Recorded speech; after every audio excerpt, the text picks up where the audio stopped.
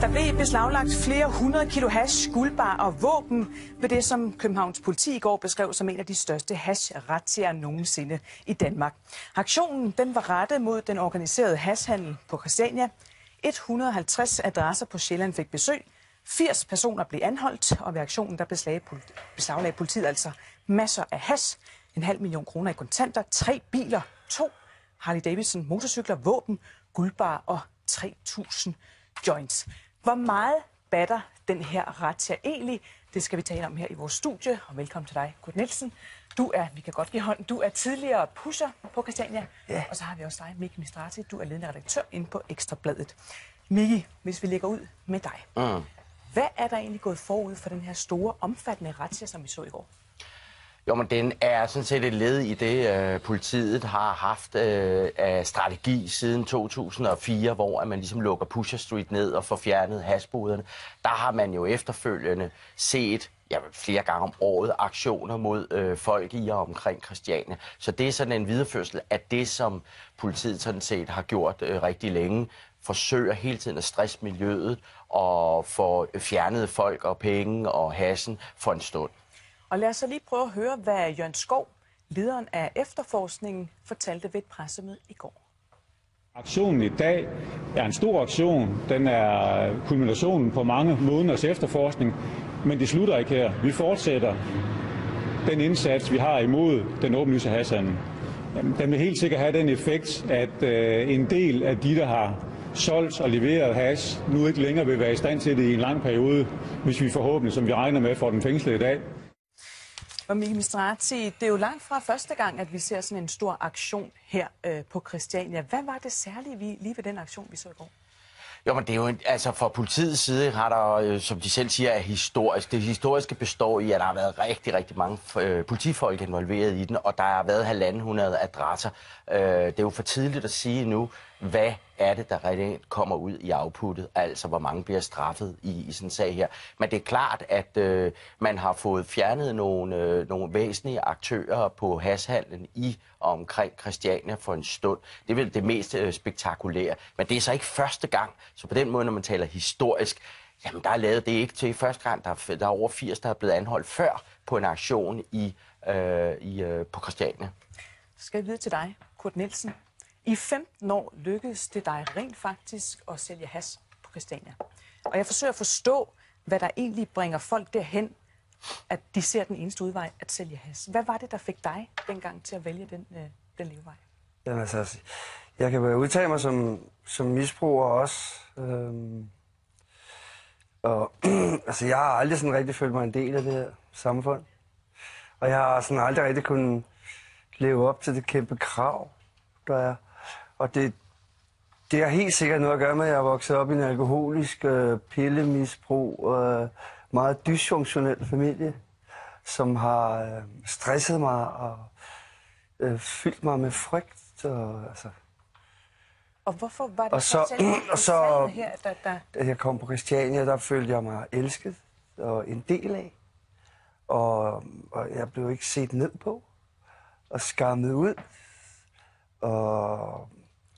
Var det det, der fik dig til at sælge det, altså, eller hvordan? Nej, det var altså, jeg har brug for nogle penge for at klare mig i det her samfund. Og jeg, som sagt, så er jeg fuldstændig tabt i skolen. Fuldstændig. Og ja, men jeg tænker på, at det er jo strafbart. Du gjorde det alligevel. Ja. Hvorfor tog du den risiko? Jamen altså, for det første med mit misbrug. Jeg har altid været fyldt med frygt og skam og lavt selvværd. Og det har en utrolig smerte, traumaer fra min barndom med alt det svigt. Så det var din personlige krise? Så jeg var ligeglad med konsekvenserne her om 14 dage. Jeg skulle bare have slukket min økonomiske usikkerhed og min alt det her, jeg lige har snakket om nu. Miki Mistrati, nu hører vi så Kurt Nielsens noget personlige historie om, hvorfor han valgte at ty til det her hashsalg. Og det bliver tit beskrevet som et meget lukrativt marked, det her marked, som Kurt taler om. Hvor stort er det marked for os, der er langt væk og ikke rigtig forstår det? Ja, nu er det jo nogle anslået tal, fordi man kan jo aldrig nogensinde være 100% sikker, men der er ikke nogen, der ligesom går ind og siger, at det er forkert. Men 1 milliard kroner om året alene i hovedstadsområdet bliver der omsat for. Det er formentlig et større beløb, hvis vi skal have hele Danmark med. Så bliver der røget anslået 20 tons hash om året i Danmark. Og det er klart, så de her 320 kilo, som man har beslaglagt i går, de forslår sig som en skrædder i helvede. Det er klart, det er en meget, meget lille del, og derfor er hashhandlen jo heller ikke død. Der kan være nogle steder, der er nogle aktører, der er væk, men generelt set, så er det stadigvæk et meget, meget stort marked, hvor der er rigtig mange, der tjener penge. Så spørgsmålet er jo så, hvad nytter den her aktion, som vi har set i går? Lad mig prøve at få dit bud på det. Jamen, det er jo en præventiv ting. Der er jo nogle mennesker, der kommer væk fra gaderne i en stund. Vi skal lige huske på, der er nogen, der bliver varetægtsfængslet. Det vil sige op til en 4 ugers tid, måske endda mindre. Jeg ved ikke, hvad det er endt med her hen over natten, men det er jo ikke noget, der... Altså, du fjerner dem for nogle uger, de er tilbage, hassen er der, der er nogle andre, der overtager i den mellemliggende periode, og det fortsætter. Så på den måde kan du sige, at det er en aktion, som politiet også kan smykke sig med, men at sige, at det skulle være noget, der stopper det, det kommer det aldrig til. Hassen er kommet for at blive. Og Kurt Nielsen, der bliver jo ved med, kan vi forstå, selvom på trods af de her forskellige aktioner, ved med at være det her marked for hashsalg på Christiania. Hvad er din forklaring? Hvorfor bliver der ved med at være det her marked? Fordi vi godt kan lide at ryge en joint. Og det står du ved jo. Ja, men altså, jeg har jo eksperimenteret med mange stoffer, fordi jeg bruger stoffer til at lukke ned for min frygt. Ligesom min far, min søster, for min storebror og min fætter og kusiner. Der er noget rigtig dysfunktionelt, der er sket dengang. Så det er fordi, der er et behov for... Og så ja, altså, jeg kan godt sige, at vi her, vi kan godt lide at ryge en joint. Og så vil jeg også sige... Men er det så fordi behovet er der, at markedet er der? Folk efterspørger det? Jeg kan helt klart bedre lide hash. Og det er også det, der har været mindst konsekvenser for misbrugere. Altså alkohol, altså hvis drikker jeg 2 elefantbajer, altså så pas på. Og Mikke, du... Jeg markerer, fordi det Kurt selvfølgelig også er inde på her, det er, at man skal huske på, det her med at ryge hash er jo for nogen, kan man sige det desværre, men for andre, det er jo noget, som rigtig mange mennesker gør. Det er jo ikke noget, der er nødvendigvis i et misbrugsmiljø.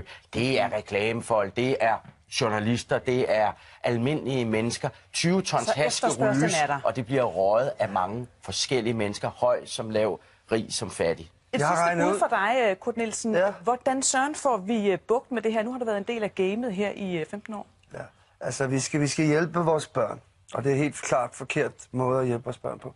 Vi skal bruge alle de der ressourcer og alle de der penge der på at hjælpe de udsatte børn, de udsatte familier. Og så skal vi have noget yoga og noget meditation ind i folkeskolerne.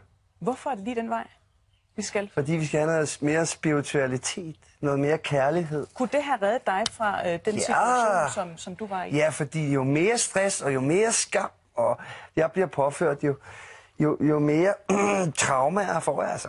Det der varetægt og isolation, det er jo ren tortur. Jeg har ondt af de mennesker, der sidder inde i spjældet lige nu. Jeg tænker på jer, og jeg håber, at det bliver frit, og I får jeres hash tilbage, og I får lov til at betale skat. Og det blev det sidste ord, i hvert fald i den her omgang med fokus på hashhandel på Christiania. Tak skal du have, Kurt Nielsen, og til Mikke Mistrati. Selv tak.